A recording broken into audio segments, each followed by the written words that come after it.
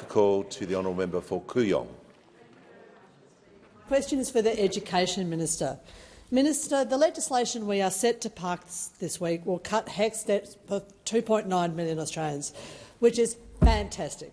However, the legislation does not help current students undertaking law and arts degrees, whose fees were massively inflated by Scott Morrison's Job Ready Graduate Scheme. I've put forward an amendment to this bill which would scrap Job Ready graduates.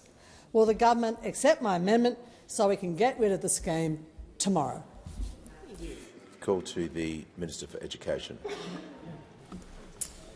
Thanks, Mr Speaker, and can I thank the member for Kooyong for a question? Probably the best member for Kooyong the parliament has ever had.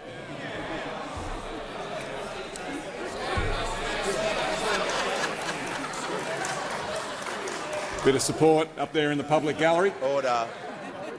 Thank you for your focus on education and your focus on fairness, and also thank you for your support for the legislation to cut student debt by 20%.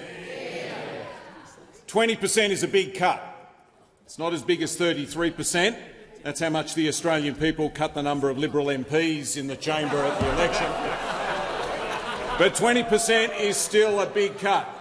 Order. And it's going to help a lot of Australians. 3 million Australians will get their student debt cut when this legislation passes the parliament.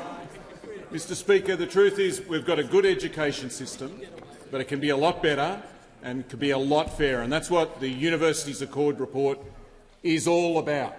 And it's a blueprint for reforming our higher education system over the next decade and beyond. The Job Ready Graduate Scheme that you refer to in your question is the subject of recommendations in that report. We've already begun the task of implementing that report. I think we've bitten off a big chunk of it already, about 31 of the 47 recommendations in part or in full.